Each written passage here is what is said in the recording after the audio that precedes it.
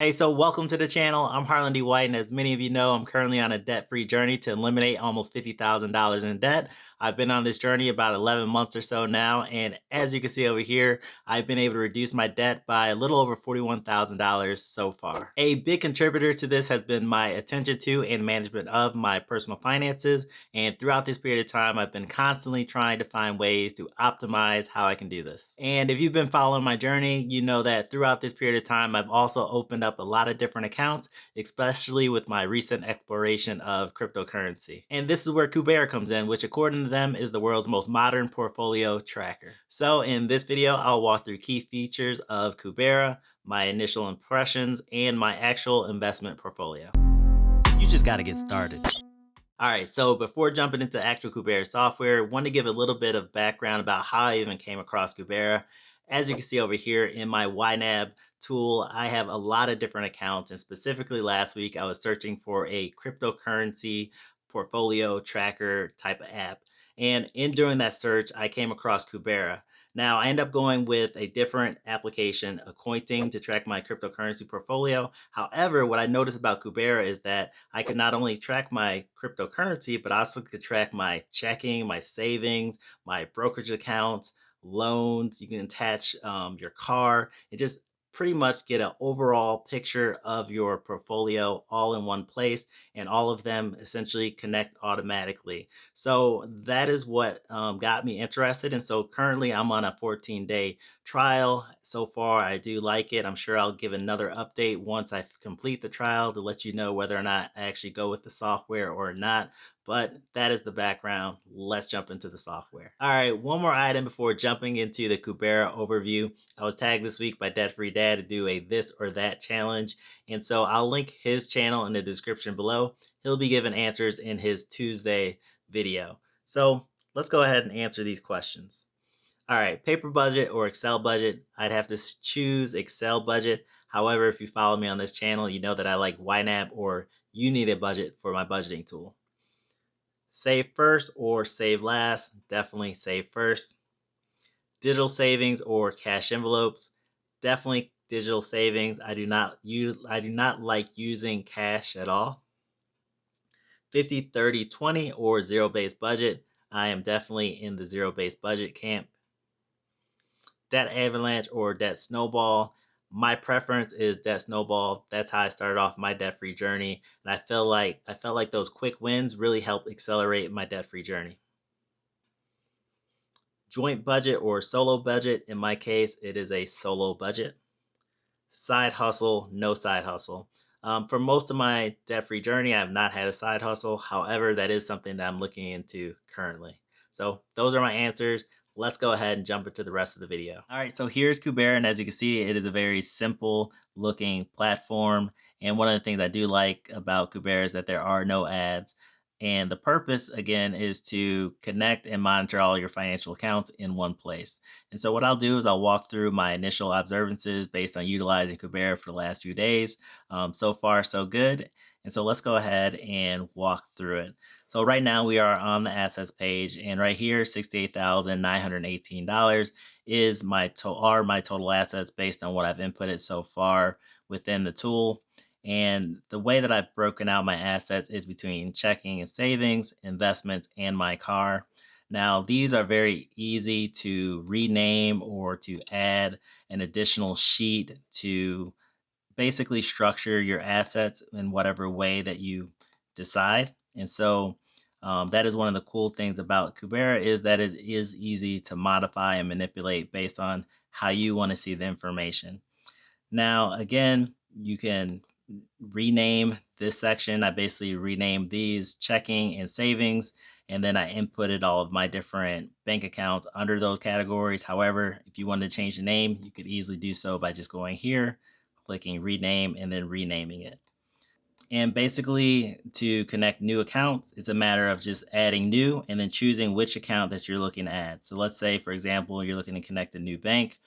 You can just go ahead and click on that tab, or brokerage, and then you choose the appropriate brokerage or bank, input your data, and then it automatically pulls in your information right into here. Now, there may be some instances where your bank or your cryptocurrency exchange does not actually connect. So these again are all the different crypto exchanges and wallets that are available. However, if they do not connect, then you can simply go in here and either add the particular crypto symbol, let's say Cardano ADA, and all you have to do is add the actual amount that you have, and it'll automatically calculate the total based on the current value of that cryptocurrency. Same thing with stock. You would basically go in there, you would choose the stock symbol, put your quantity, and then Kubera automatically track the value of that based on the current market price for that particular stock. So again, that is a very nice feature. Additionally, if you wanted to add in your home, you can put in your home address right here, and it will pull in data based on Zillow. Additionally, in cars, you can enter your VIN number, and it would pull in the value of your car based on your VIN. Now, I don't think it obviously takes into consideration your mileage or the condition of your vehicle, because it pulls in like $10,000 is what it's showing, but I feel like it should be closer to like the $2,700 range. So, you can go in there and modify that price if you do think it's not right. And then again, it gives you the ability to track a value of your domain name based on Estabot. All right. And then if you wanted to just, again, this gives you the ability to insert a new row. And if you don't see your asset, you can go ahead and type in your asset here, your cost and your value. You can automatically input that yourself. So again, it's like a very souped up Google Sheets or Excel spreadsheet. And so far I like it. You can do all the same things with the debts tab. Now I do automatically have my 2 active credit cards connected. However, credit card number 3, that is one of the debts that I'm still paying off. So there's no account to connect it to. So I just went ahead and inputted the value of my debt. Same thing with the 2 401k loans that I'm currently paying off. I just inputted those values. Now, depending on how you set up these couple tabs, it will determine how this tab looks. Now, there will be a network chart up here once I use this tool for more than a week, so that's not showing yet. However, if we scroll down, it would give us a view into your assets, top investments, the investable assets, if it's different. And then based on how you split out your assets and debts, it'll give you pie charts and a high-level overview of the percentage breakout within those categories, as you can see here. All right. They also give a spot in here for life insurance, put in the various different policies, an area where you can upload documents, and then also a beneficiary area. So if something were to happen to you, they do have a process. I haven't looked into this completely, where essentially if you are not active for 45 days and they have not been able to reach you via email, they would automatically send this information to whoever you designate as your beneficiary, and so that they will have the information of your particular assets and what you want them to know. So that is a pretty unique feature. In terms of updating of accounts, what I noticed is that majority of them do update automatically, but what I noticed when I was recording this, if I clicked in here, it says it was updated 1 day ago. And if I were to click in here and update values, it's asking me to re-enter my criteria. So I don't know what causes that, because that will be a pain if I have to redo that every day to get the accurate value for that. So that is something that I've noticed that is a little bit off. Additionally, if I were to, this is one of my main checking accounts. If I clicked in there, it basically shows me my balance each day that's in there. And so that could be a useful feature. Same thing, if I were to go to my investments, another area that I did notice that I wish was different was if I clicked into here and looked at my holdings for this HSA investments. Let's see what comes up. It is loading, updating, and there's nothing found. And so that is something that I'm not sure why the holdings aren't showing up for my investments. And so that is a potential downside if I am not able to see the actual holdings within my brokerage accounts. So that was the same for all of these accounts, what I noticed. However, a couple of the cryptocurrency exchanges that I did connect, like Coinbase Pro, if I were to click into this, I would actually be able to see what's in that account right here. And then it would also just tell me my account values per day.